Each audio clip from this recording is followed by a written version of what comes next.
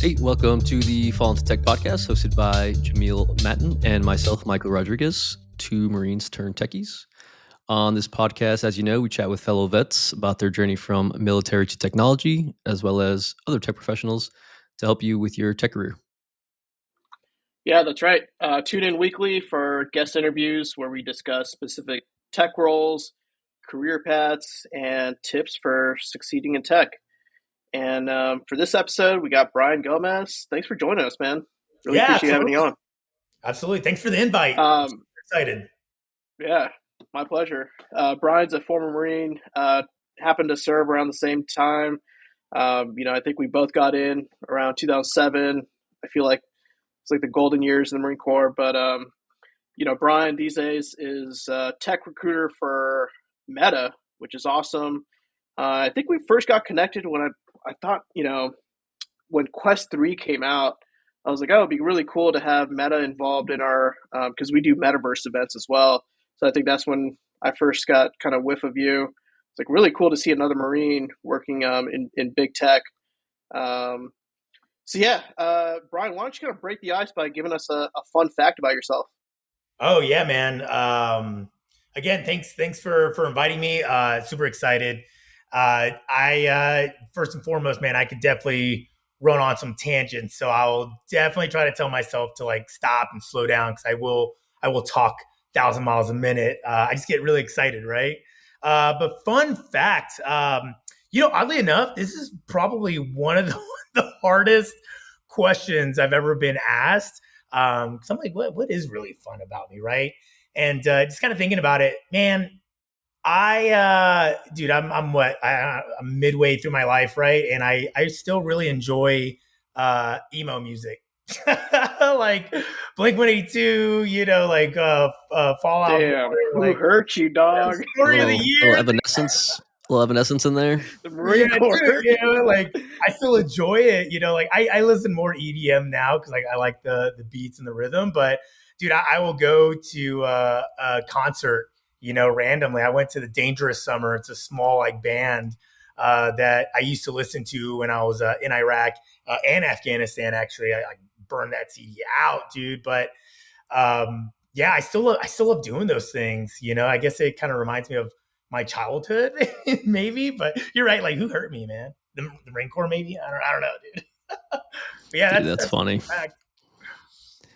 You got to get in your sad boy vibes sometimes. But Jamil mentioned you were a Marine, like us. So can you tell us a little bit about years you served, Yeah. MOS, some cool things you did? I know you mentioned right there a little bit Iraq, Afghanistan. Yeah, just kind of a synopsis of your military career if you can. Yeah, for sure, man. So I joined in 2007. I'm a reservist now, so I got a couple years left, and I will be eligible for retirement. But I think I'm going to just kind of ride it out. Really like it. I'm with the Marine Innovation Unit, so plug for the MIU, right? They're doing some really cool things. I believe we just hired our fourth cohort for the group. It's mainly like reservists that are in like career fields, right, where the Marine Corps can use us and use our skill set to modernize and better the Marine Corps, right? Because we're going to see things that are broken, and we're going to come in and fix those things, right? So something that I'm really enjoying, right? But came in 2007. I originally joined as an 1142, a Gen Mech. I don't really know why. I have no MOS credibility whatsoever, which is bonkers. The unit I joined was a reserve unit called Mortuary Affairs. It was personnel retrieval processing, but it's mortuary affairs. And I was with them for about 8 years. Both my deployments was working with them, and we pretty much we just dealt with deceased Marines, sometimes weird, with some enemy combatants as well, and we just got them ready to come back home, right? To say goodbye to the loved ones. So it was a very interesting job that I did, but I wouldn't trade it for the world. I've met some really amazing leaders that I would say that helped mold my mind with the Marine Corps, how to be like a leader in the Marine Corps, and also how to kind of like lead on the outside because it was just wearing a dual hat. So it was really cool, man. After that, I ended up joining the Wounded Warrior Battalion, and I was a section leader. I was in Germany for 3 years. What? Marines in Germany, dude. That was awesome, right? I loved it. I still talk to those group of guys. Our boss was a major. He's a colonel now, and we still we are very, very well connected. He's just a gem, dude. And like we've gone snowboarding together. Like his family's just amazing. We've seen each other. We even went for one of our army buddies that we worked with. He was the SF LNO, and we saw him retire in North Carolina. We all went together, and it's just a really good time, right? So like it's a lot of camaraderie there. So again, I wouldn't change that for the world, but here I am. After that, Marine for Life, great program. I could definitely dive into that. That kind of kickstart. I actually got invited to that because I was already volunteering for a lot of nonprofits.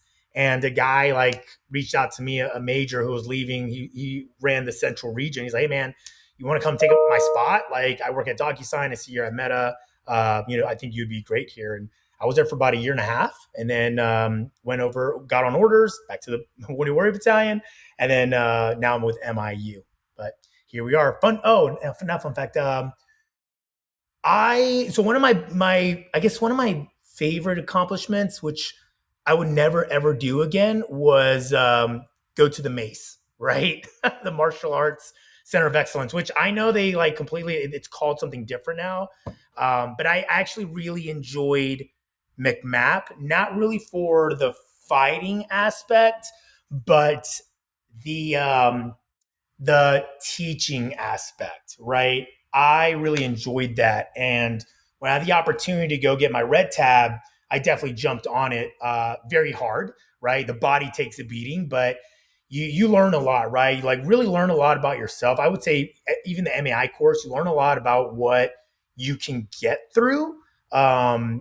And just again, I learned a lot of things with like public speaking, and that's where I really learned I love like being able to guide and mentor and like you know to inspire, right? Aspire to inspire. Like I really love that, and that's the for me like that was the most beneficial. I don't want to say the thing that I got from the Marine Corps because the Marine Corps gave me a lot, but something that I definitely truly still hold here where I'm like, man, I'm so glad. I'm so glad I took that opportunity. Wouldn't trade it for the world. Glad I was able to like get that tab and be in a group that's very different. But that part I think worked hand in hand in getting where I'm at now as a recruiter and like just being being involved with like Q&A and talent camps and then going to nonprofits and those things. But anywho, that's my long my long story. One It's mind, any weapon. Oh yeah, man. and Oh yeah. it still is called the Mace, and it is still McMap, so Oh, it hasn't yeah. changed or anything. What belt did you get out as, Rod? I was a green belt. Yeah, Nice. man.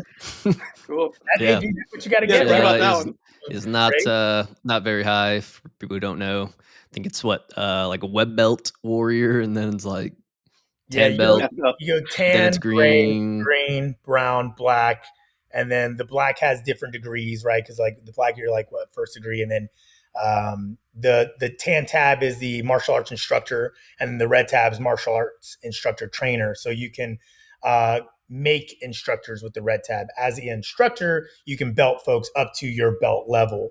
So very it does get a little tough, time consuming, right? And then like obviously like ORM is very big because if you hurt a Marine, like that gal is out of the fight. So it's one of those things of like you definitely have to have your commander like have your back, and you have to be a responsible instructor trainer, right? That's so key, and I agree with that, right? Like you don't have to always go full force, full speed. Like you don't have to do that to get your point across, right? You can.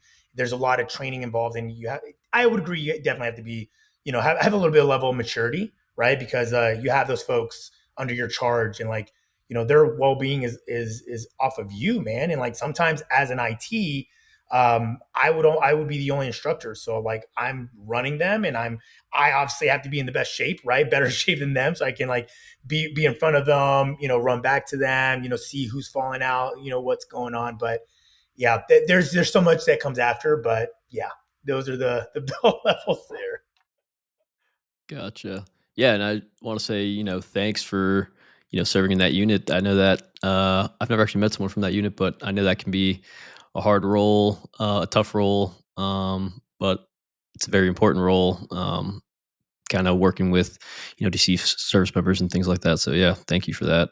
Yeah, for sure. Small. A lot of folks, a lot of Marines never knew that we existed, right? It was really, really interesting just meeting Marines. They're like, "You do what? That exists here?" I'm like, "Yeah, bro."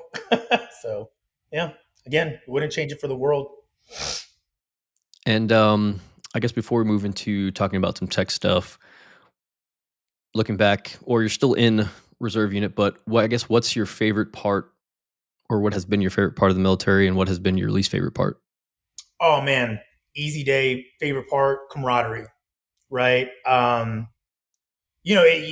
all know that the Marine Corps is challenging, right? But if you don't have the right folks around you, like I don't think you'll progress, or you'll be at your utmost potential, right? And so like, and I say that because like when you're around folks that want to inspire and like guide you and like help you build up to be the best self, like that's something that sometimes is taken for granted or even overlooked. But the camaraderie, right? Because at certain points, like we all know this, the Marine Corps is a beast, right? And sometimes she's a black widow, right? She'll eat her young.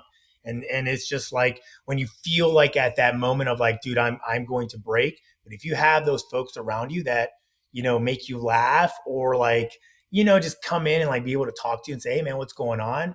That for me is just like hands down one of the best things in the military in general. But like the Marine Corps, like we're so much tight knit, and even after active duty, after the reserves, after wherever you're going, even to this day, when I'm like flying, for work or for vacation or whatever, I'll see another Marine and I'll just chop it up with him, and it's like we serve together, right? It's like immediate, like us, right? Like we just start chit chatting, and we know like those stressors in the background, like what we went through, it's like automatically we just become like homies, right? Boys. So that for me, like hands down, probably one of the best things. One of the worst things, from the list. No, one of the worst things. So I wouldn't say it's the worst thing. I think it's a mix. I think it's bad, but it's good, right? The bad thing is having bad leaders, right? That you have to fall under, right? That's one of the worst things. So that's very frustrating. And like when you try to put your voice out there, when you're trying to be heard, when you're trying to sometimes do the right thing, like you will get pushback because maybe your rank is not high enough. Maybe people view you as like, hey, you're just a corporal. Like, you know what you're talking about. I disagree, right? There's amazing lance corporals, PFCs, corporals, sergeants, all the way above, all the way below that, can innovate, that can bring a solution to a problem that not everybody sees. And it's just different perspectives. And this is something that I've always carried with me that translates into, what I've been doing with tech. But it's bad, but it's also good. And I say it's good because now you know what you don't want, right? Every leader has something good to take, has some value to like really pull out of, and has some things that you don't want, right? So you always remember like, dang, I want to emulate and I want to pull that type of that positive skill set that individual has, but that other crap I don't want. But I want to remember that I don't want to do that because the next generation, the folks that I'm going to be leading, I want to make sure I'm not making those same mistakes. So again, it's like a worst best kind of mix in my opinion.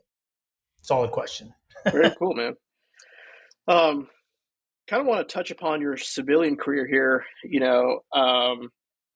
You talked about you're obviously in tech now, but talk to us about some of your civilian careers and your path to tech. For me, I I was an 0311. I did a series of career changes going from one industry to another. Yeah. But yeah, curious to hear about your story. Yeah, man. Yeah, you're just finding your path, right? I think I want to say a lot of veterans go through this, right? Whether you're retiring or doing your 4 years and up, right? I went through it, right? Of like, oh crap, what am I going to do? Like, so I understand that piece. And once I started volunteering more with other nonprofits for transitioning vets, I got to hear more, more stories and be able to like get those data points of like, this is it. Like, this is what we need to really improve. But my story is very different. I want to say I'm very fortunate, very lucky, and very thankful and very grateful, right? But in 2017, I left Germany, right? Came back to the U.S. I was at Norfolk because I was getting my second surgery on my shoulder. So obviously, pump back, come to the States, and I was going to fall off orders and kind of go back to the populace, right? And so that's when I started thinking, like, shit, man, what do you want to do?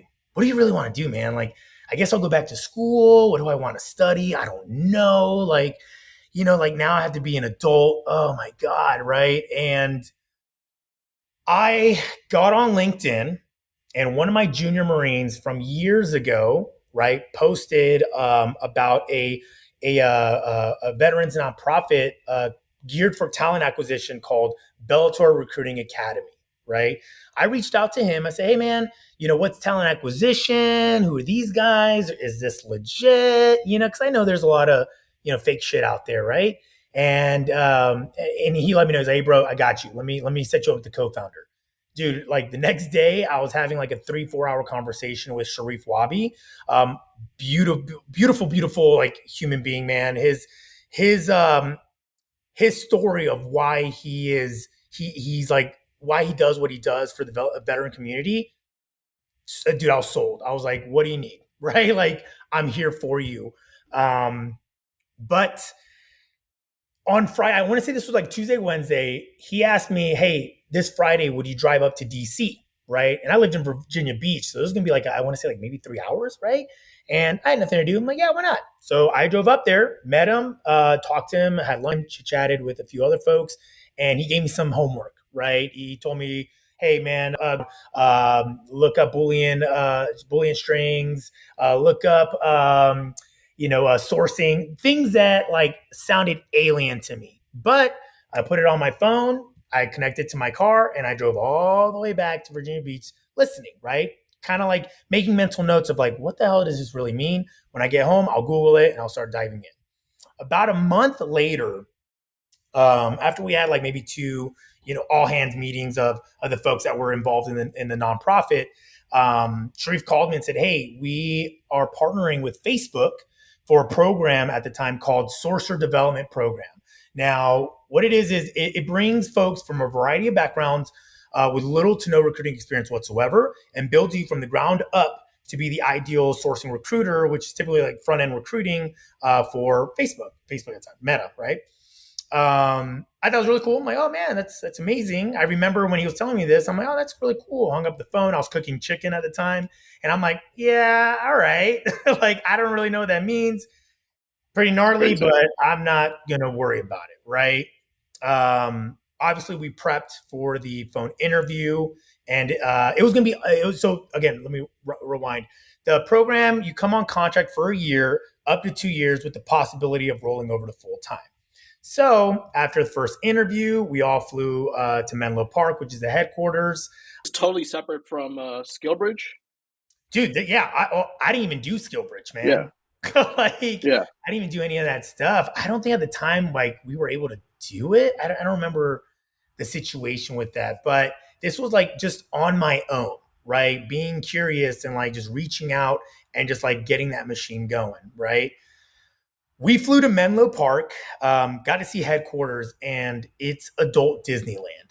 So it was like jaw dropping, like, wow, this is cool. Free food. Wow. Look at all these cool things. Like there's an arcade, these buildings are, it's just massive area that's just so like people oriented, right? Where they like want to make sure the employees are happy because like it is a grind, right? But these are things that I learned later.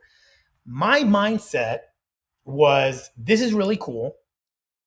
I am nowhere near the caliber of what, the people that work here. So I'm just gonna go into my in-person interview like whatever, like cool, I'm gonna answer the questions, I'm gonna be myself, smile, I'm not gonna be nervous. A little nervous, but it was like most of my nerves got away because again, like the folks that were with me were, they're rock stars, right? And I'm like, hey, like I don't have all the pedigrees that you guys have, so I don't know what I'm doing here, in my cohort of vets that were going through the interview. Next day, as Marine Corps fashion, I was the first one to go in. So tip of the spear, baby. First one to go do the interview. I chatted with him, and the Marine Corps definitely helped because he came up to me. He's like, "Hey man, you're the Marine, right?" I was like, "Yes, sir." He's like, "Cool, come on in." And he goes, "Hey, dude, I'm not going to talk to you and ask you about your work ethic. Like my family was prior military. I know if you don't get things done, it's your ass." I'm like, "Yes, sir." Well, he's like, he didn't say your ass, but he's like, it's your butt, right? I'm like, "Yes, sir." He's like, "Cool. Let me tell you about the job." And we started chit chatting, and he asked me a couple questions. Like kind of behavioral type questions to kind of see where my mindset was. Great questions, right? And it was just kind of everything went full circle, right? And I won't dive into deeper into that. But after that, he gave me the thumbs up.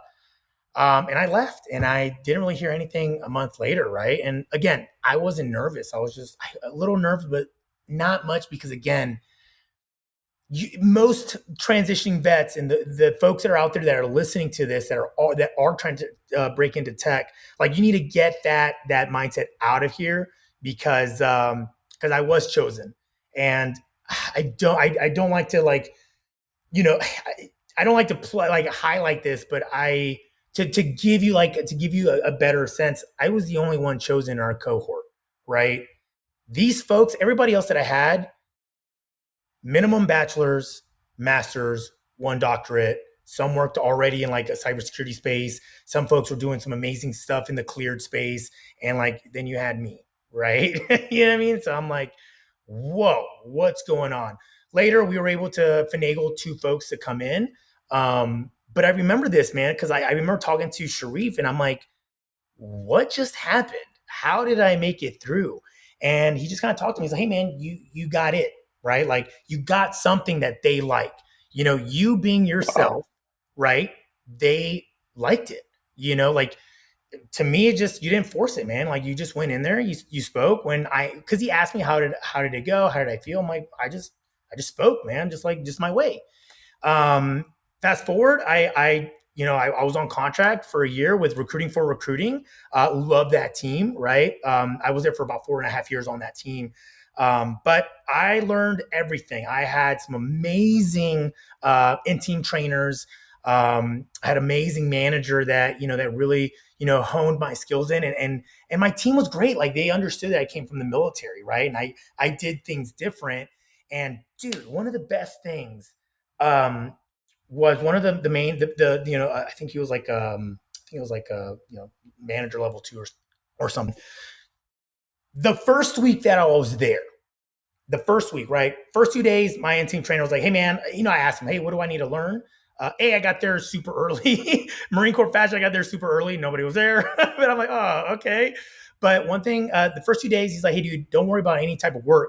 I want you to go and introduce yourself to everybody on the top floor and everybody on the bottom floor, and then go introduce yourself to the other building. We're all recruiters. We're all here. Like at some point, you will be interacting with these folks. Cross-functional collaboration, very, very important for us and very, very big. So I said, okay.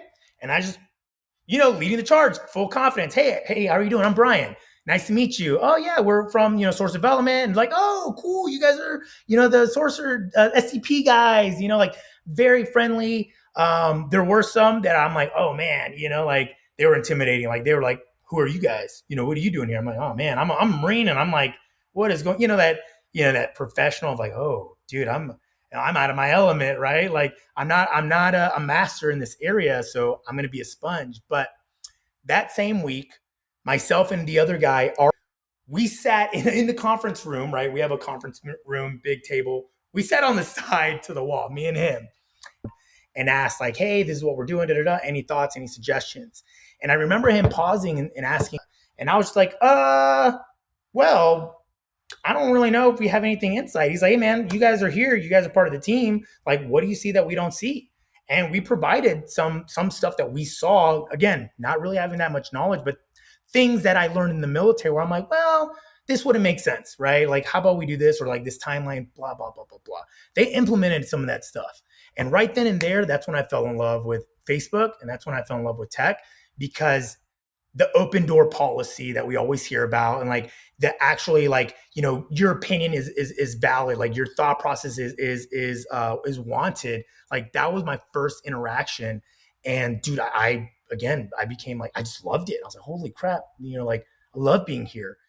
I rolled over to full time about like a week shy of my year mark, and I've been here ever since, man. And like now I'm a recruiter on. I moved over from R4R, went over to Pathway Programs.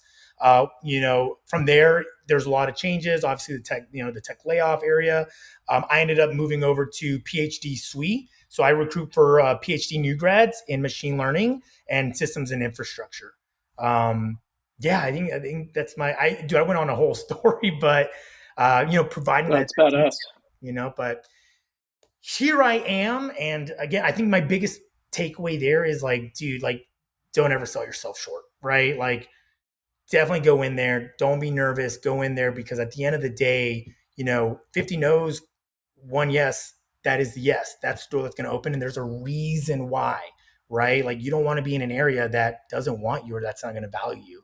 And like sometimes, you'll get those no's where you're like, oh, okay, cool. Because you see certain things where you're like, I don't know, really like that process. But anyways, I'll go back from there, dude. Does that answer all the question? I felt like there was something else there. Yeah, man. No, it's the same exact reasons why I think a lot of us join tech. It's just like an adult playground. I checked out my buddy's startup and it was the same way. So, um, and talk to us about the day in the life of a recruiter at Meta. How are you sourcing? Would love to learn more about like the tools that you're using. Yeah. What applicant tracking system? Dive into like how you're doing the interviews, Yeah. all that sort of stuff. Okay. Yeah. Day in the life. Oof. There's a lot of change here, right? So it's a fast-paced environment. At one point, we were like in hyper growth mode. We're still growing, but I think we're a little bit more conservative now, right? But it's fast-paced. There's things changing all the time, so you definitely have to be able to pivot. Again, military folks would do really well in this space because how many times do we have to pivot, right? How many times does the plan of action go high and to the right and we have to like come up with a different remedy? So that's something that I'm able to do really well here. Again, thank you, Marine Corps, for giving me that piece. But each pipeline is different, right? We have recruiters in a bunch of different areas. Some is focused on university recruiting, like myself, and even within university recruiting, we have the PhD pipeline, we have the intern pipeline, we have Suite 3, which is going to be like your bachelor's, master's pipeline. Then you can kind of go deeper into like a research area or, like a specific area within reality labs or the metaverse or, like all these things. So it can be very, very just one lane, right? You obviously get to flex and go to different assignments, but you become kind of a master in your craft in that one pipeline, right? But then you can go on to like industry where it's like machine learning, Gen Sui, infrastructure, right? Infra, and you can go to data center recruiting, right? There's just so much. And you can go into the non-tech side, right? Admin recruiting, HRBP recruiting, recruiters recruiting for other recruiters, right? So there's a lot of different ways. So each pipeline is going to have a different formula and a different way of doing things. For my world, right? I started as a sourcer, so I love front end recruiting. I love uncovering new talent. Why? Because I don't think the same way as some of my colleagues. Right? Some of these folks came from big tech. Right?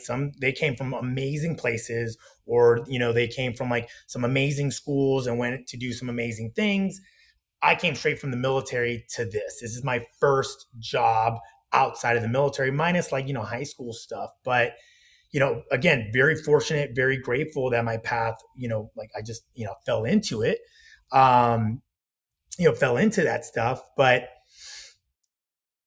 oh man, oh my God, I lost my, lost No, my, I was gonna say like no, uh, this is exactly where I wanted to head towards, like the full funnel day. of what it's like from the recruiting side, right? You're sourcing, getting the front end side of things, and then The front end mid piece, stage of the funnel, yeah. you And have, so, you have, front end and back so end, what? and Yeah, also full cycle. So it's three different areas that you could fall in. The reason why we have front end and back end is Meta knows that some people only want to do front end and some people just want to close, right? And like they want you, they're gonna encourage you to go down the path that you want to be, right? So if you want to be a manager, they have a manager route. But if you want to be an individual contributor, you can, and you'll still make the same amount of pay as somebody from the management side. It's all about like where you as a person, as a worker, as like, whatever, what really motivates you? What is your passion? That's a big thing here, right? And then full cycle, right? We have a couple of teams that are a little smaller, so they'll run the full front end to back end, and then we'll flex, right? I'll flex from both sides, and go from there. But strategies, being creative, man, thinking outside the box. Like creativity is the name of the game, right? I rarely use job boards, right? I honestly, most of the time, I'm looking for passive candidates. We used to have a team that goes through the applicant tracking system, so they look for applicants that applied, right? Candidates that applied. I sometimes go in there, but I get better bang for my buck when I'm sourcing and looking for the right type of talent that my stakeholder is looking for, right? wow, Intake meetings are very big. It's encouraged, like recruiters here, you're encouraged to have those intake meetings because every stakeholder, every hiring manager is going to be different, right? Your director might be like, hey, look, I really want this, this, and this. And then as I'm listening and understanding what he or she's saying, but also, Marine Corps fashion saying, oh, okay, so what I'm hearing is this, this, and this. Is that correct? That's what you're looking for? And they'll be like, you know what? Yeah, but I would like this as well. That's when I can really understand and kind of like with my questions, kind of guide them to kind of give me more information of what they're really looking for. Because sometimes they have an idea, but then it's not really what they want, in reality, right? So intake meetings, depending on the pipeline, and then just going out and like really creating a search string, right? But being creative, looking for using LinkedIn. LinkedIn, I use both LinkedIn, like the main page, and LinkedIn Recruiter because you can find different hits, right? The algorithms are all different. We have like Seek Out and Tello, but I don't really dive too much into those. I've become really, really good at LinkedIn Recruiter to find, who I'm looking for, like uncovering those gems. And again, using my perspective of being different, right? If we're all looking for folks, to be in San Francisco, I don't want to look in San Francisco. Everybody else is looking in San Francisco. I'm going to go look in Indiana or Alaska, like, will those people relocate? I don't know. Maybe not. But there are a few there that will be like, you know what? Yeah, I'm open to relocating. Oddly enough, my first ever hire at Meta, right, was a guy from Indiana, right? And again, I was asked, why did you look for Indiana? I was like, well, why not? Everybody's searching, San Francisco, New York, LA, Austin, Atlanta, but no one was looking in nowhere fucking Indiana. I went in there, found a dude, killed his interviews, got an offer like that, and moved over. You know what I mean? Like, so there's a method, like something's working, right? And so I've just kept that mindset, right? So again, being strategic, thinking outside the box, being creative, like those type of things. The other piece, right, besides that is advocating for your candidates, right? You have to do research, right? You have to really like pull that information from a candidate. There are recruiters out there that rather be just like email, right? Because there's so much going on. And like at certain points, yes, that makes sense. But other times, I always like to get on the phone, even if it's for like 15, 20 minutes, just intro myself and start building that communication, that camaraderie, right? Again, like, introduce myself, breaking the ice, kind of diving a little bit deeper, understanding who they are, gaining more knowledge, right? Because I can see red flags when I'm talking to them, right? If that makes sense. I can feel the red flags where I'm like, I don't think this is the right experience for you, right? I don't think this is the right title for your job for you. I think we need to, go pivot somewhere else, things like that. So that piece is very big. And when you get to know them, you're gonna have more stock in your candidate, right? Which it should be, right? You're there to advocate for them. You're not there to push them for the job. At the end of the day, it's their career, right? It's their life. Like you're there to motivate them and say, hey, this if you want this, we'll go for it. If this is not the right opportunity, no harm, no foul. Let's chat later. You're gonna build great connection there, and that person's gonna they're gonna share your name out, and they're gonna share your name out in a positive way. Because at the end of the day, I'm representing myself, and I'm representing Meta, right? We are representing the company as like that gatekeeper, right? And we're representing ourselves. And people typically remember who you are. They're gonna be like, oh man, that person sucks, right? They're gonna remember. And your name, the recruiting community is pretty small, so your name can get out there. Just little things to think about. But then it comes to like candidate review, client review, right? My candidates finish their interview. I give them interview prep, whatever.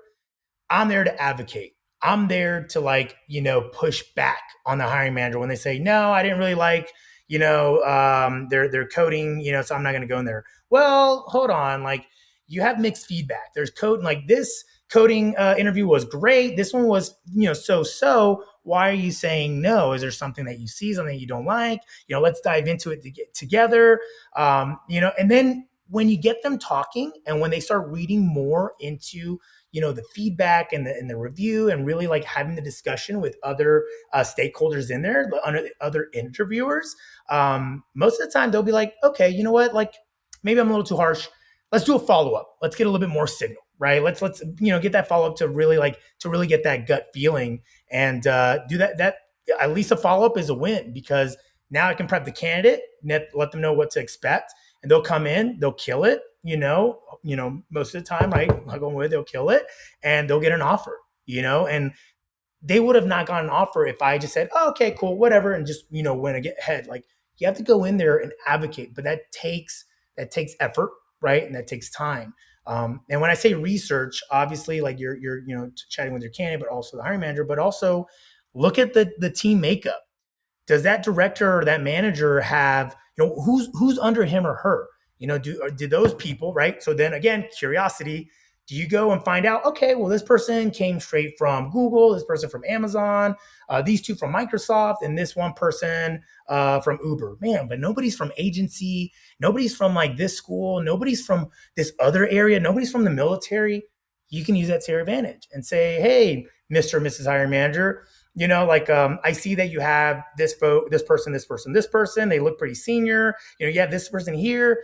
I would love to present this person.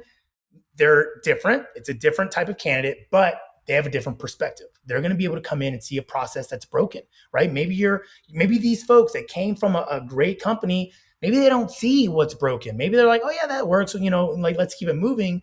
But a pair of fresh eyes who's coming from a way different background comes in and says, oh man, we can actually shorten this and fix this. And has anybody looked at this? Boom. Like that is such like a value add to your team, right? Not only are they going to be able to come and like continue to progress that team and that themselves, the team, the people, the company as a whole, but also you're going to provide mentorship opportunities for your direct reports. And at the end of the day, that manager's there to, again, inspire these folks, help these folks grow into being a manager for another team or to be a stronger engineer or a project manager, program manager, whatever it is. Bringing somebody to help home grow as well as provide an opportunity for mentorship, like you're getting a lot more like more value out of like, hey, this is a positive thing that this person's bringing. Let's keep that going, right? Like bring this person in, give them let's give them a shot, right? Let's give them a shot. I guarantee you, and I always tell them like, I can't guarantee you, but I'm like, hey, I promise you this person's going to come in and they're going to do their very best work because they're hungry And this is an opportunity that they would have, they would have never believed that they would have been able to get. Right. And that's something, again, this is why I like pathway programs. This is why I love my unique background, because I'm able to use my experiences to help influence my leaders, but also talk to candidates when they're like, why would I go to like Facebook Meta? What? Why not? Let me talk to you. Like, well, I don't think I have the No, yes, you do. And let me tell you why. And then again, like being able to use my story or my colleague stories of folks that came from different areas, right? And I've had some really great Yeah. veterans by doing that. So something to kind of think about. But that's pretty much it. Yeah. Yeah. Sourcing, I've done a little bit, and it's so fun when you're doing passive sourcing because somebody's already working in a role and you're trying to figure out good copy and strategy to kind of pull them out of their current role. Let's say you're working for this company and you're like, come over to here, and it's a lot of strategy, and Yeah, a there's lot a of thrill influence, to it right? unless you do it. A lot Yeah, of influence exactly. and getting the buy-in A from lot them. of This it's is like why. psyops. Yeah, it really Yeah. is, man. You know, Um, seduction, I guess. I don't know. talk to us about yeah, exactly. Talk to us about you know, well, a couple things. You know, when I think about big tech in the last few years, I think about hiring freezes. So are you guys going through a hiring freeze? And one question I have before I pass it off to Michael is, what sort of can you share anything that will help a veteran kind of game the game when it comes to applying? Oh yeah, for sure, for sure.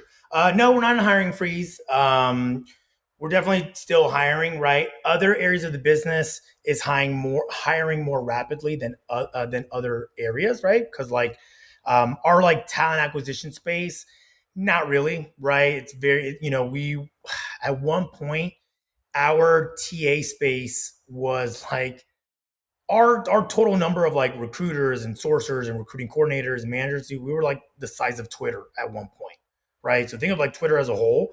That was like the recruiting community at Facebook Meta at one That's point. so crazy. Insane, right? That's a lot of people, right? Obviously, tech layoffs, we had to like shed a lot of that stuff. Right now, we're being a little bit more intentional, more efficient. Wearing a couple different hats, things like that, which I really enjoy. Right, touching different areas of the business. Um, so yeah, we definitely are hiring. I will say it. Oh, I don't want to say it's more selective. It is hard at times, right? It is challenging, um, but you definitely have to be on your A game, right? The resume has to look good. The LinkedIn has to look good. Like it has to speak to that job description, and you have to be able to speak to your experience, right? We all think of like fit reps, right? We all think of our fit reps, man. We always sound like water walkers, right? Like that's great. You can do that, but right, you want to sell yourself, but you don't want to oversell because you are going to pique the interest of a recruiter, a sourcer, a manager. They're going to dive into that. And if you can't effectively speak about it, like now I know, like, okay, you're not as experienced as I thought. Let me tailor like the question. Let me try to pull more information. And like it just doesn't work well, right? So at the end of the day, just always be honest. Definitely sell yourself, but like don't inflate it. So that's a big one. We It's are great hiring. advice. Yeah. How to game Yeah. game. That's a good one, right? Just like I said, that resume, that LinkedIn, networking, right? Network. I've actually chatted with two transitioning vets earlier this week. Went through the resume and looked at their LinkedIn, and we kind of had a conversation. Man, I should probably go into like coaching or something. Huh. Anyways, I let them know like, hey, you got to tailor your resume. If you want to go for like a DevOps role, like your resume has to speak DevOps, man. Like go into it takes work, right? So finding a job is a job. Go into search the company that you want to go to, like Oracle, for example. Go to their career website, see what jobs are in the area or the field that you want to go to, right? Also look into like what are the titles, right? Because like A title of a specific engineer at Amazon could be different at Meta and could be different at Microsoft. Like, you know what I mean? Like titles are very, weird little things there. Go and research to see if that's the right position that you're going after, and go see like what requirements they want you to have, and then have that real conversation with yourself of like, yeah, I've done that. No, I haven't done that. Yes, I have done that. And tailor your resume to speak to that. Use those keywords that a job description is using, right? So you're gaining some interest, right? Because when a sourcer gets on, LinkedIn, or even writes a Boolean search string on Google, they're going to put those keywords, right? And you don't want to miss out. You could be the best candidate for that position, right? Let's say you were like, all you did in the military was being a PM, right? Like, if you don't word it where it speaks corporate, everything needs to be corporate speak. If you don't word it that way, like, you're gonna get overlooked, and it's gonna pass. I can't tell you how many times, like, because I am a veteran, right? I am a military person, right? At work, I get a lot of folks that will send me resumes like, "Hey, do you mind talking to this person? They're a vet," or "Hey, can you look in at this resume? Can you decipher it?" And it's like, it's straight military jargon, and I'm like, "Yeah, make an intro to me if you're talking to them. I will let me talk to them. Let me coach them real quick. Let me clean up their resume with them, and I'll send it back to you, and then you can run with it, right?" Because no one's going to know what an executive officer is, right? Like, I'll know what it is, but my recruiting partner, Sam, they're not going to know. They're like, "What the hell is that?" I'm going to move forward. I need to find someone else, right? I'm on a time limit, right? So that, I would say, is one of the best pieces of advice that I can give to any veteran that's transitioning out, right? To game the game, right? Networking, meet more people. You have no idea who you're going to meet that's going to get you into that position. Case in point, one of my junior guys, right? Like, I'm very glad that, like, I didn't yell at him, right? Because if I was an ass, I'm sure he would have never helped me.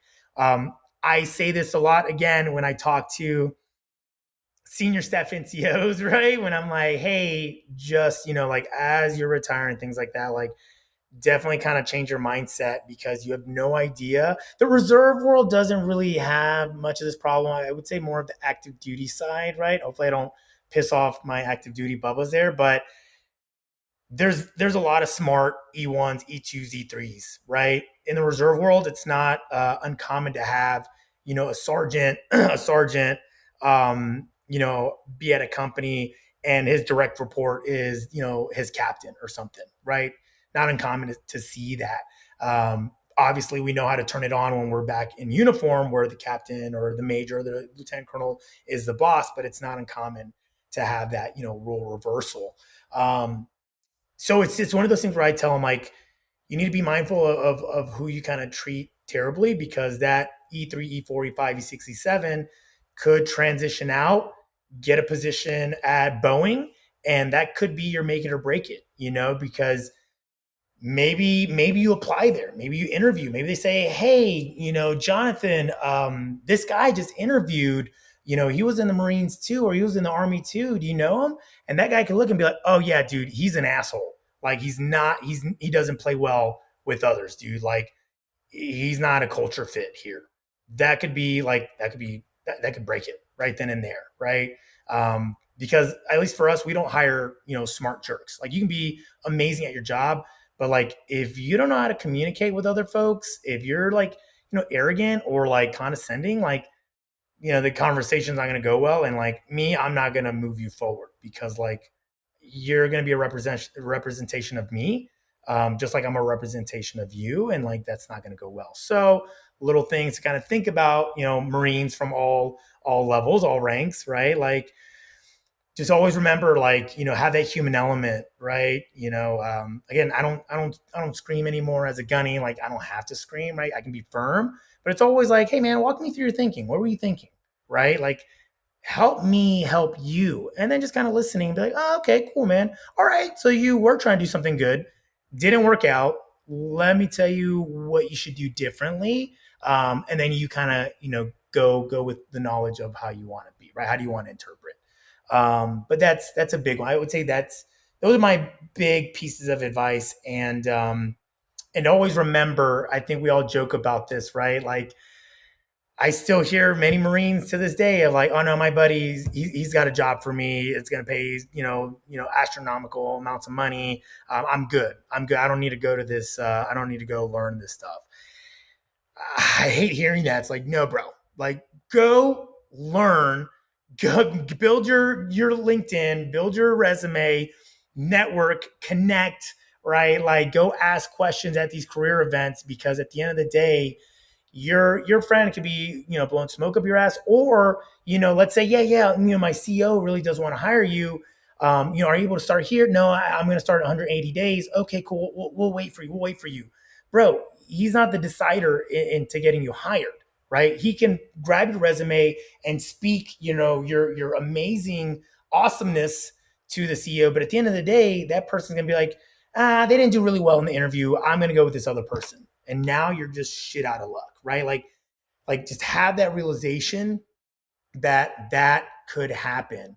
God, there's a lot of, oh man, before we go, the last one that I definitely say to every senior officer and senior enlisted is, titles are interesting. Just because you're full bird here does not necessarily mean you're going to be a director or VP at another company, right? Um, Does it happen? Yeah, right. It can, absolutely, depending on how you interview, how you move, what you know, right? If you go into the DoD side of things, right? There's the good old boy club. I can see more of that, but going into, I would say, more of like the big tech, it's not going to work. And I do have some data points there that I won't, we can talk on another time, but the reason why is because, again, most tech, like startups, and even like Uber and Lyft, they're not really a startup anymore, but they still operate, in that capacity. Small and mighty, right? Like they're a big force. Great military affairs team there, by the way. Super awesome. Pace and scope and size, right? The military works slowly, right? And as a higher leader, you have a lot of direct reports that are managing different parts of any business or project or whatever you have, that they're in charge of in the military, right? So they're kind of far removed.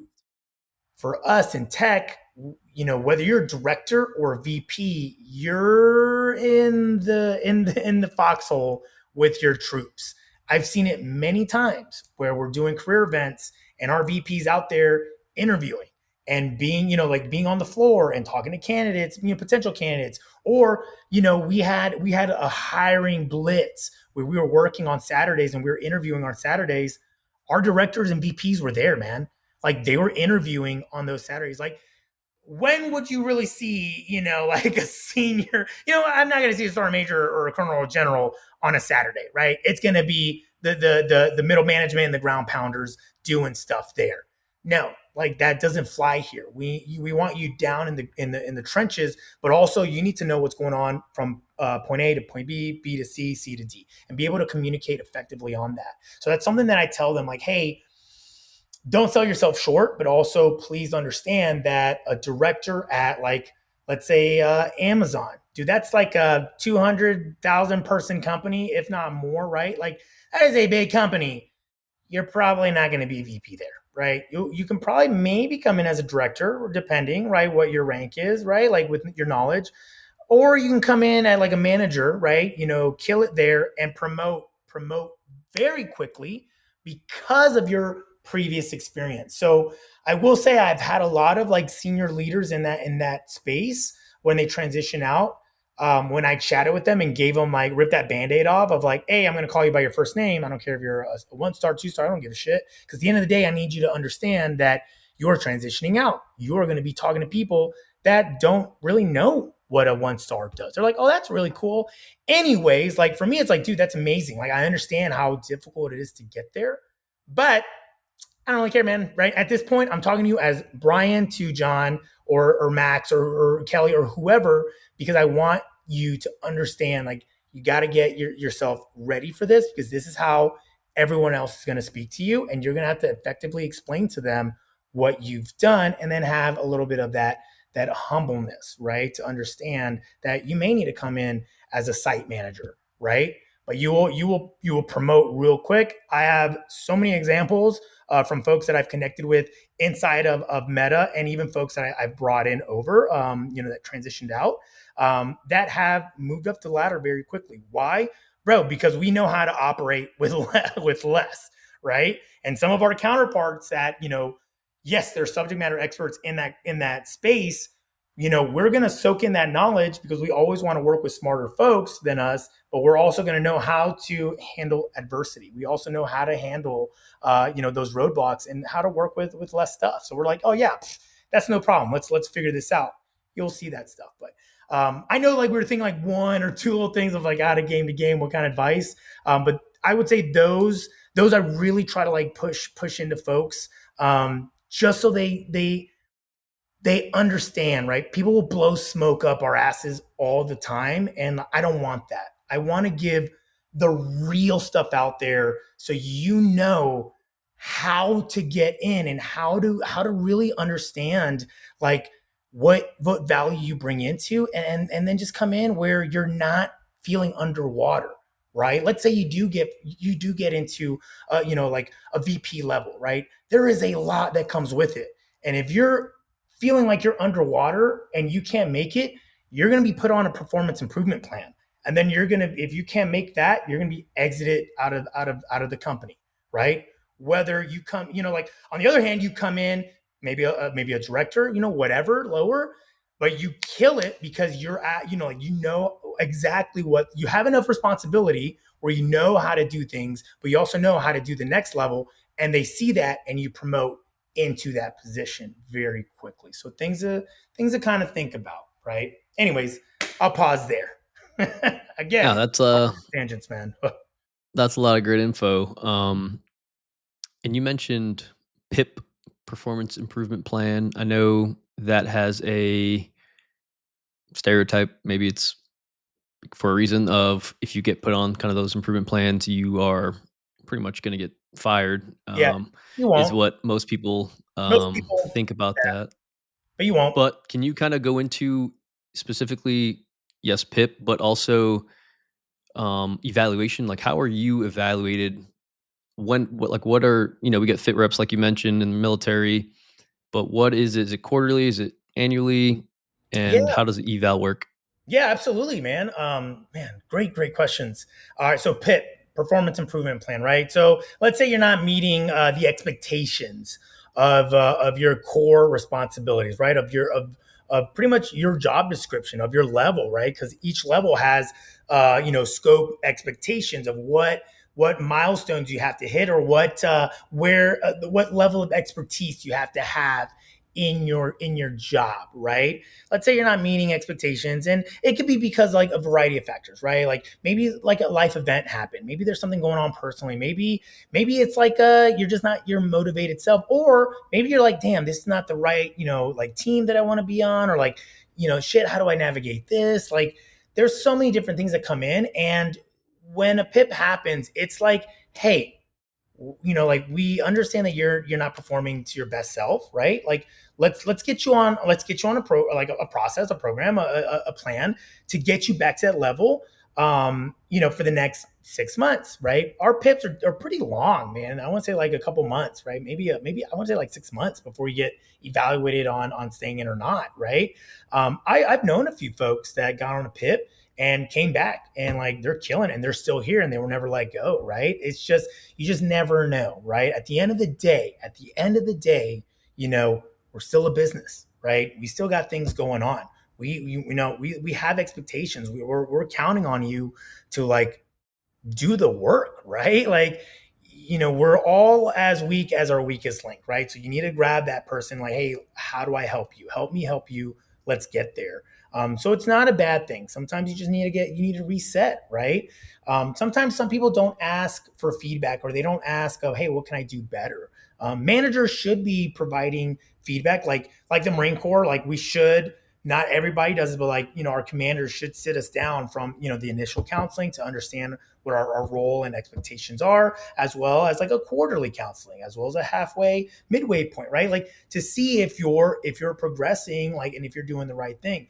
How am I going to know if I'm not doing the right thing if I don't know? If like I'm not, meeting what you're expecting, like tell me, right? So those are things that kind of happen, but it's not a bad thing, right?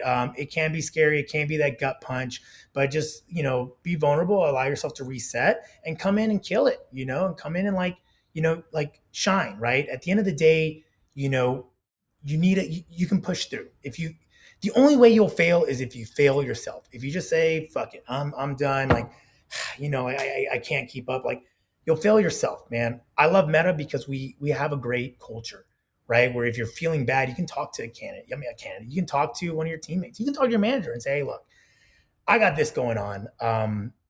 It's going to affect my work. It's affecting my work. I don't feel 100%. I've had those conversations too. I'm very open about it. I've had those conversations where I'm like, I'm not giving 100% in my work in this area, and it's affecting my job performance, and it's affecting me like mentally, man, because like I want to make sure my candidate experience is top notch, but also that I'm doing everything that I'm supposed to be doing for my hiring leader. You know what I mean? Because like I'm here to support them, right? It's again at the end of the day, it's with them. What's in it for me, but for them, right? If I help them, like I'm gonna get a good eval, and like I'm gonna get a recognition, but I need to make sure I'm helping them because if I can deliver, they're going to remember me and they're going to request me, and then I'm going to have that build that connection. And in time, you build such a solid relationship where it's like, oh hey, Steve, like, do you want to do an intake with what you're looking for? Nope, you got it. I trust you. Dope. And you just run with it, and like that has some heavy weight with like your future of what you want to do in your career and becoming like a knowledge expert, right? So it's not a bad thing. You just have to be vulnerable and just use it, own it, and it could be a little good jump start of like shit, like I needed that, right? But anyways, um, evals, great one. I want to say prior to like COVID timeframe, maybe before, I can't remember. We used to have like twice a year, two evals twice a year, right? Every half. It's called PSC. Oh my God, what does it stand for? I don't know, performance something something, right? Pretty much just a performance eval, like where are you at? And it's similar to a fit rep in reality, right? Like you provide some data points of what you've been hitting, right? Now we have it yearly. We have a midway point, right? Where we kind of like, you do the same functions, but it has some weight for the future, but it kind of helps you kind of like, okay, I'm doing well here. I'm not meeting the mark here. Let me focus. Let me keep this going, but let me focus for the next 6 months of building that weakness and meeting the mark. So during my end of the year PSC, or like my yearly performance, my performance chat in a sense, right? That I'm hitting the wickets, right? Because we're a performance based company. So the better you perform, the better your bonuses, right? The better your stock refreshers, the better your raises, and the more you have ammunition to get promoted, right? So it's better to be like, it's good to be like, hey, let me do the best work that I can, right? But how it's kind of like dialed in, think of a fit rep, right? You put in your accomplishments. You put your data points in of like, I've done this, this, and this, but you put in your accomplishments, right? Each level has different scopes, right? Different areas that you want to hit and strive. Like, how do you build community? How are you able to influence? Like, what things did you do to really to get over those roadblocks, those bumps, right? Um, and then you also ask for advice, or not advice, peer evals, right? Evals from folks that you partnered with. And just put in there like, hey, I'd love to get some insight of our partnership. What did you think I did great? I love, to get some advice, or I love to get some feedback over, what I did well with collaboration or communication or whatever, and where can I improve, right?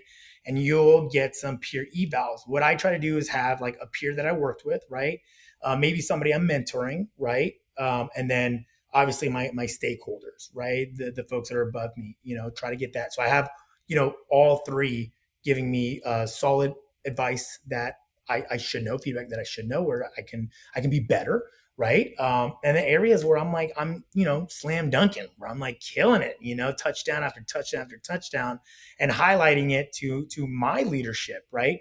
They can't see everything that we're doing. They have their own core work, right? They have a lot of other things that they're handling, but you wanna sell yourself, right? So that's how they're kind of like dialed in. Again, every other company has a different method, but for us, that's how it is. Mhm. Awesome. Yeah, no, that's good. That's good info there. And kind of staying on Meta still here, are there any veteran specific programs at Meta? Yeah. Solid question. So we don't have a military affairs team. I wish we did. I hope one day we do. But we do have veteran specific programs, right? And it goes with like military spouses and things like that. Um, um, but that's veteran specific, right? So in order to qualify for those programs, you do have to have that previous military background. And we have a careers website that is military specific, so you can go in there, put your MOS, see what kind of jobs pop up. I always say like it's not perfect, right? So definitely have a open mind, right? Take it with a grain of salt, see what really makes sense for your career. But the other thing that I say is like be open, but also think about your previous work experience, right? Peel that onion layer back of yourself, right? Because we have all done different billets that are outside of our job, our MOS, right? Like you want to provide that experience as well, right? I always kind of go back to like a barracks manager, right? It's not sexy, right? Like you're just kind of going and doing that stuff. But if you really peel the onion layer back on that work, like you've done a lot. There's a lot of organization there, right? There's a lot of like time management. There's a lot of communication with uh, civilians and military to say, hey, this AC is not working. All right, let me go. What is the form? What's the process? I got to go build that. Is there a process? Oh man, there's no process. Let me build a binder for the next person to build out the steps of what they need to do. Like if you talk about that, like bro, you're taking initiative. You built out a process to get things done, to like smooth out smooth line the area of like how can they request to get the AC working? What is that timeline looking like? And you can mention it like, hey, look, before it was just kind of all over the place, but once I sat there and created a binder, it could be just a binder. I was able to build out an area of opportunity, right?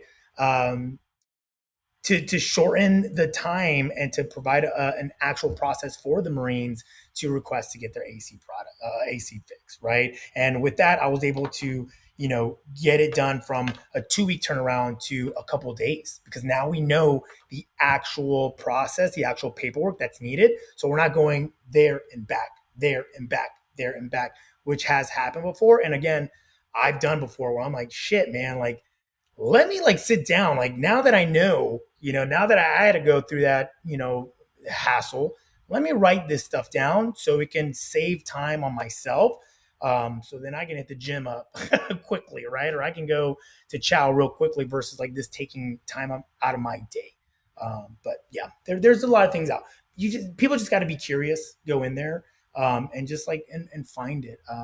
There's a lot of companies out here that have military specific programs and teams that I never knew about until I started asking the right questions, until I started going into virtual career events, right? Where I'm like, oh, I didn't know that Wells Fargo had that, or I didn't know Chevron was partnering with us on that stuff. Let me introduce myself to that point of contact.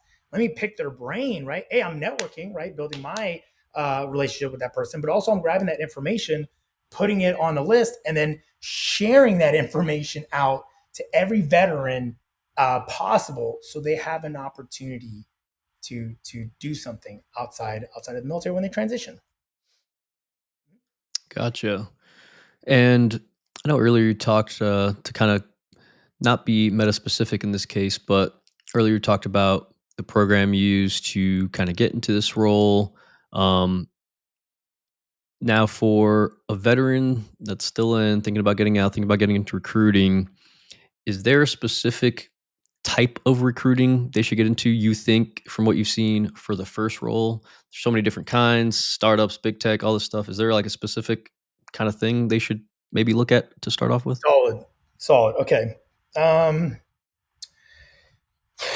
how do I break this down? All right. So it is a little harder if you're, well, I don't want to keep it in like Marine Corps recruiting, but recruiting in the military can have two different pipelines, right? You have like your street recruiter, right, going to high schools and those things. And then you have your like OSOs, right? You're looking for the officer selection officers, right? Like having those folks work in there. The OSO side is going to have more relatability to corporate than the regular street recruiter. But the regular, like, I don't want to say regular street recruiter, but the majority of the recruiting district, right, for Marine Corps, there's going to be a lot more like I don't want to say a lot more selling, but a lot more hustle, right? Because you have to grind, right? You like Marine Corps recruiting in as a whole is like it's cutthroat at times, right? But you're going to have a lot more hustle. So you're going to gain that experience of, hey, I got to grind. I got to be scrappy. I got to go out there and get the business done. Right. Not saying the OSOs are not doing that as well. But I feel like you're going to get more in here. But on the officer selection officer side, right, if you go to like college and stuff, you have to convince college grads, right? You have to convince professionals like, hey, Mr. Dentist, we have this opportunity. We would love to pull you in. Why do I have my own practice? Like, I'm making a lot of money. Like, why would I go into the army, right? Why go into the Navy? Well, let me tell you why.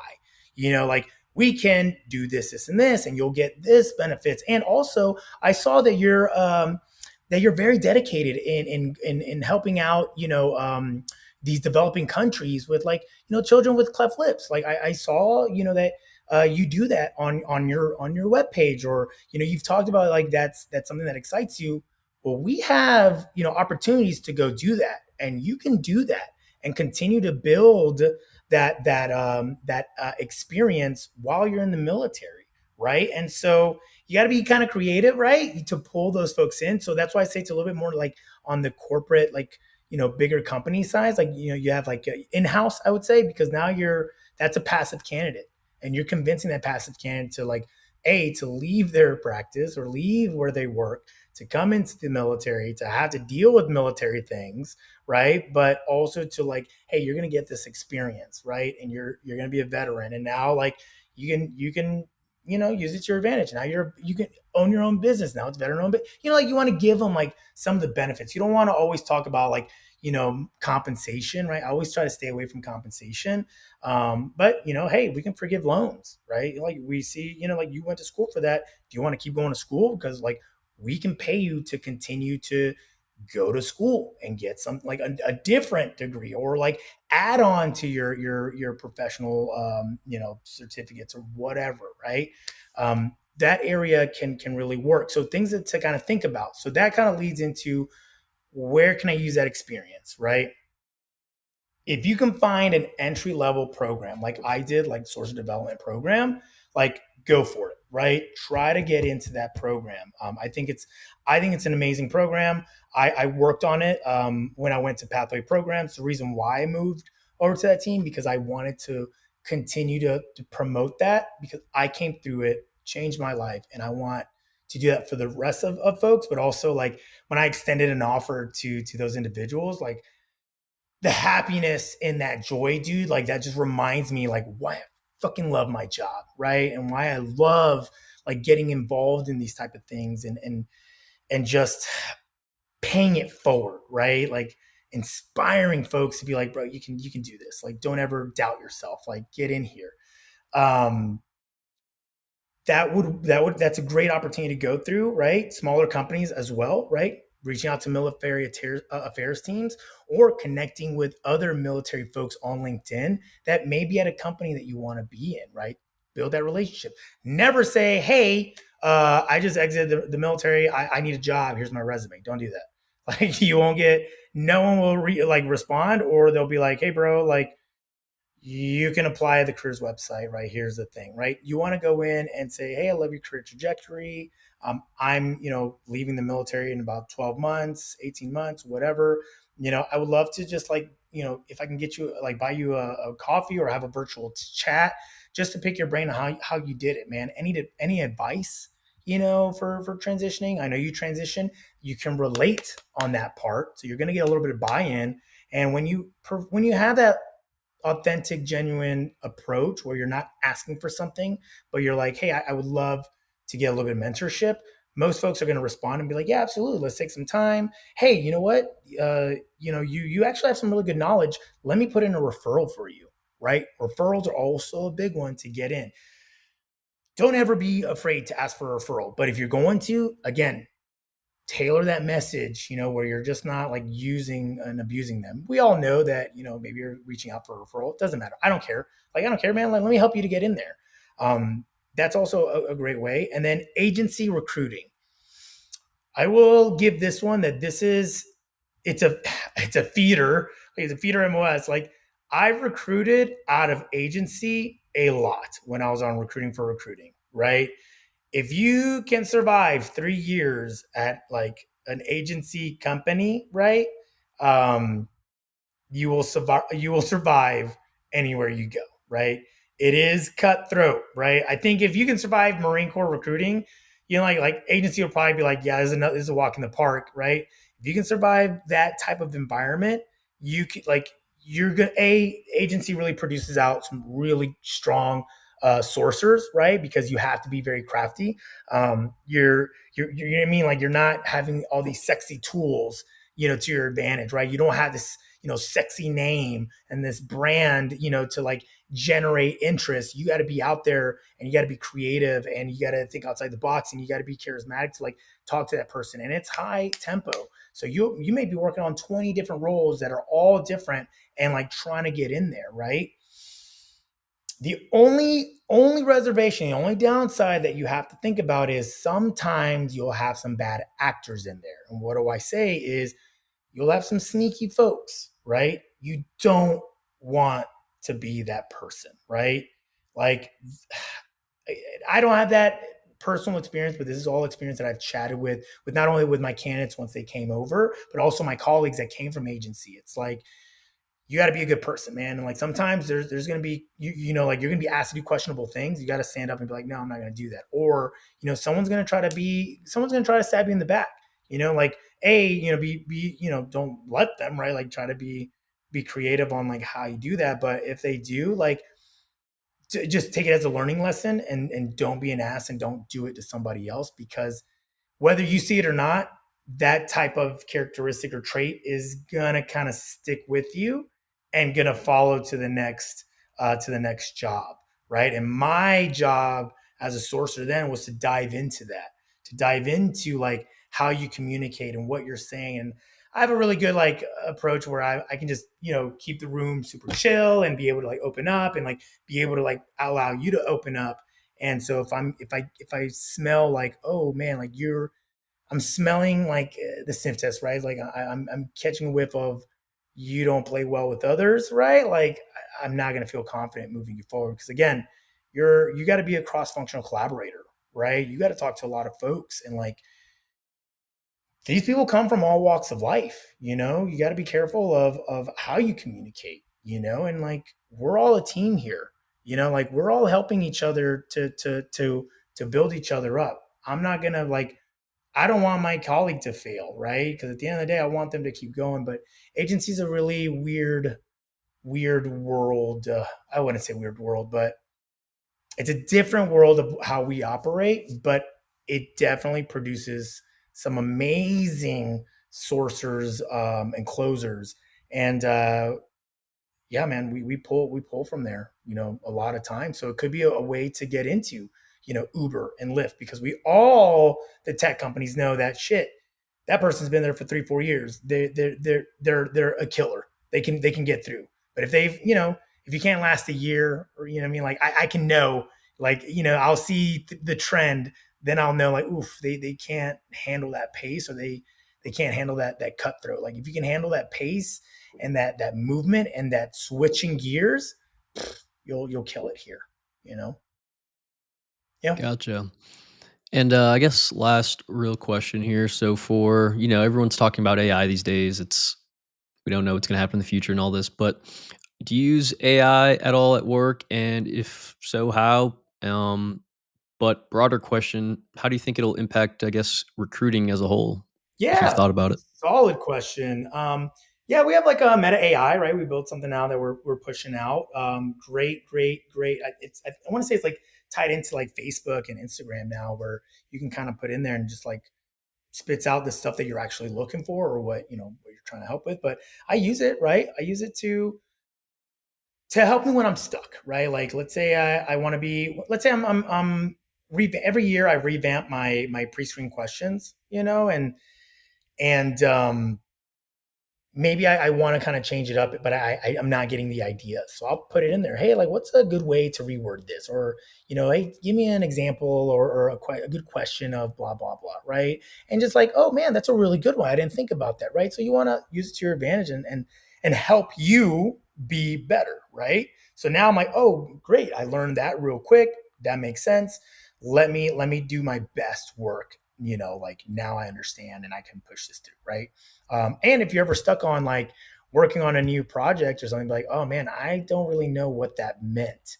You can use it to kind of say, hey, explain to me in layman's terms, or break it down Barney style of how to do this. Like I have no shame by asking, certain things to like break it down, because like I'm never going to act like I'm the smartest person there, right? Like I want that knowledge. If I'm not understanding, let me make it in a way that I can understand it. And then once I pick it up, I'm like, oh, that makes sense. Total sense. Now I understand.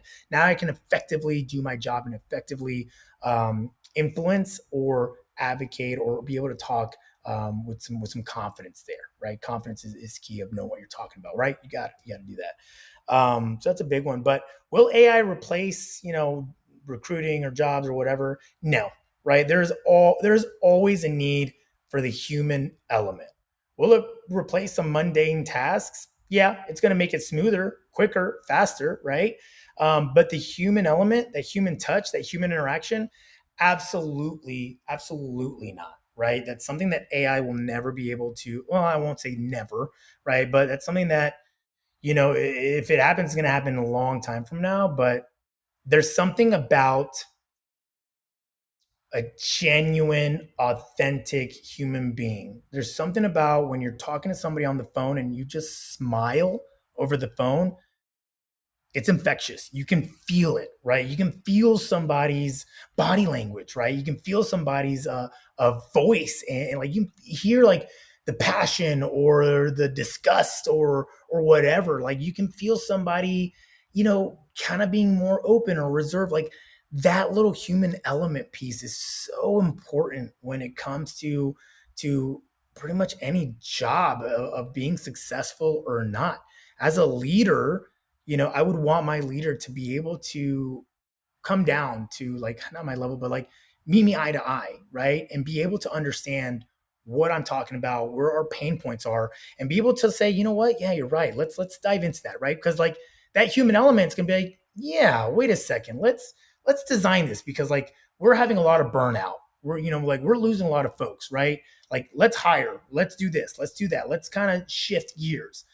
Versus like a program is going to be like, no, we need to meet this end goal, so that's what they're going to do, right? So the human element's always going to be big, and people are always going to want that, right? I've had some really great leaders, dude. Last thing, right? But like I had when we were working on this hiring growth, sprint, right, long time ago. And we were, working on Saturdays and stuff, which I enjoyed because I was brand new. I wanted to soak in knowledge, and I loved it. Dude, there was a point where we all came in on like a Monday, Tuesday, And our manager was like, "Hey guys, come around. Hey y'all, take the rest of the week off, dude. If you guys want to come in, great. Like, but for sure Thursday, Friday, like, don't even come in. Don't put PTO. Like, don't worry about it. Like, I got you guys. Like, like I want to reward y'all for like grinding it, right? So don't even worry about it. Go and do things. I already, like, don't worry about it. And we're like, oh, are we allowed? Did we get approval? Like, don't worry about it, right? The manager's like, I got you guys. Don't worry, go. And I've came across that a lot, man. And like that piece for me, again, that's the human element of understanding, hey, we've been grinding for a while. We're tired, right? Like we're only getting like Sunday to kind of be free, or like Saturday afternoon to kind of like go out and be with our significant others or families and stuff. And like someone coming in saying, I got you guys, go, leave, done. We'll see you guys next time, right? Come back, next Monday or whatever. I remember that, dude. And I loved it. Like that was another thing that I'm like, oh, dude, I'm here all day. And in the Marine Corps, you kind of see it sometimes, right? A good leader is going to be like, well, shit, it's 12 o'clock. There's nothing going on. Everything's done. Go home, right? Because I know, maybe this week or next week, we're going to have to work till 18, 19, 20, 100, right? Like you want to reward, but also, say, hey, you got to pay the back end, right? Um, yeah, man, AI can never, for me, in my opinion, I don't think it could ever replace that human touch, like that warmth, that we're able to provide as people, you know? Yeah. Totally, man. Um, Yo, did you see that video of Zuck wakeboarding over July 4th? I'm curious He's pretty if buff. you've ever met him. He's Yeah, super active. Like he was like supposed to have a fight with Elon, but did you ever get close to him or hear any interesting stories about him you can share? yeah, dude, he's a man of the people. I will say that. That's something that I also loved. When I was at Menlo Park, I'd regularly see him walking around with the engineers, like chatting with his direct reports and stuff. And like, dude, I remember something that threw me away once, but like I was fresh out of the Marine Corps, my first year, right? Um, I was at one of the buildings. We were having like, it was like the end of the day. We're having happy hour, and I saw him chatting, with another senior leader, and dude, people were like walking through their conversation, and it blew me away, right? Because like, bro, we would never do that in the military. If a colonel's talking to a sergeant major, you're not gonna go in between them. You're gonna go around, right? Nope. There's people moving in, engineers and product designers and culinary and whatever, how to get through, and they're doing It's stuff. crazy. Not they didn't bat an eye. They're just like talking, da da da. Oh yeah, cool, whatever. Oh yeah, for sure. Okay, cool, and then they go. He like I loved it because like that didn't bother him. You know what I mean? He's like, whatever. Like we got things to do. That didn't bother him. And like I would hear stories that when he would go to lunch, he'd wait in line. You know what I mean? People would talk to him. I was like, oh hey, like people get kind of nervous, but he would just talk to people. He'd wait in line, grab his lunch, go eat. Like it was really cool to see that, right? To see someone that man, like you're a CEO of this like giant company that's just continues to grow, to like come down and just chat with everybody, right? And back then it was like every Friday he would have not happy hour. We would have happy hour, but he would have Q&A. And something I really loved was, he would be up there, he would talk about stuff, we'd all laugh, goof off, tell some stories, like, to talk, we'd have other folks come up there and talk, but we would poll, right? A couple questions, but he would always have open mic, right? Which I thought was awesome. I'm like, oh my God, open mic? Like you can ask anything? That's scary, And people would come and ask some really tough questions. And he'd be like, oh, okay, yeah. And he would answer the question, and then he'd be like, you know what? Let me get XYZ, who's like the COO, right, or the CTO to come in here, and they'll be able to explain exactly in detail of exactly where we're moving towards, where we're trending towards. So something that I really love that he did. I got nothing but great things to say, and like it's really cool to be it's cool. I'm not a big like starstruck person, but it was really cool. For me, it wasn't really, I didn't care like to be like, oh man, he's right there, be starstruck. I love that like I was seeing, two amazing individuals and people just cutting their conversation, and they just didn't care. They're like, whatever, man. Like, our time is not more important than your time, right? Our conversation is not more important than y'all's conversation. Like, hey, we're doing our thing. You guys are doing your things. Like, keep on keeping on, which is super cool. Very, very, very, very awesome. It gives you, it's a glimpse of what the culture is at Meta, right? Like, how open we're allowed to be, and our communication style, and like how respectful we are, and like, like how some of those things, like, hey, that stuff doesn't matter. Like, let's come in here, be the best version of ourselves. And if you don't feel like the best version of yourself, that's okay too. You are encouraged to like have that conversation with your manager. You're encouraged to like, and this has come from top all the way top, from him all the way down, right? Is like, like always think about yourself. Always think about your mental health, your physical health, like your well-being. Like, take the time to go be with your families. You know what I mean? Like, if you gotta go and like go enjoy like your kids like softball game, like, go. It's not a big deal. The work will be there tomorrow. Obviously, like, do what you need to do, but like, leave, like, go and enjoy those times. And I think that for me is something that I love about the company. I don't think I'll ever, I don't think I'll ever leave. They got to put me out. You know what I mean? Because of that, again, the human element, right? It's like, dude, at the end of the day, we're all people, and like, be with your families, like like they promote that stuff, right? So I love it, man. I have Yeah. nothing but great things to say. Yeah. Sounds like a dope ass company to work for, man. Dude, believe it or not, we're past an hour and a half. I am so honored that we have, a Marine from Meta. Meta's doing such great things. I'm a big fan of the Quest products. Can't wait for the next one, whenever it comes out. Hearing rumors, but the stuff that y'all are doing with Llama and like, Yeah. you know, Good old Llama. freaking Ray-Ban sunglasses. It's really rad, man. But yeah, we'll post your LinkedIn and contact info Yeah, on please our do. show description. But can't thank you enough for joining us, man. No, man. Thank you again for having me. Like, I love what you guys are doing. I know I told you guys offline, but like this stuff for me is like, I'm motivated to do these things, but also I love other vets involved in these things and being successful on the outside, and like not hoarding that info, but like, trying to like help the rest of us like go find our next chapter, right? I know for myself, and I'm sure for you guys, I don't want to speak on your behalf, but I know like that next chapter is so scary. Like, it's like, oh my God, what am I gonna do, right? And I'm a big believer of like our veteran community is tight knit, and like folks like you guys like doing these things, and like going out there and grabbing folks that can provide knowledge, and like, and you spreading it out, right? That's something that's very, very very important to me, right? But like very important to a lot of folks, whether they see it or not. Like, I guarantee you, man, there's some folks that are listening to this, and they could be in the military or not, like, that are going to take a key point away from not only myself but your other guests, and even from y'all's past experiences. So like, again, I feel super honored. Thank you, thank you, thank you, thank you. I hope I didn't I talked way too much, but I guess I'm just a storyteller, but I get super excited. So thank you guys for No, we got to get you back on, man, and dive deeper. But yeah, love it's been love awesome. Yeah, no, thanks again for coming on.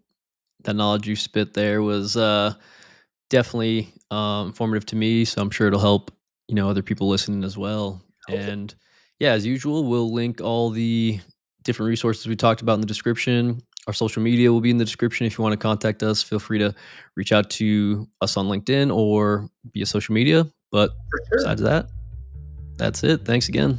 Awesome. Thanks, guys. All right, cool.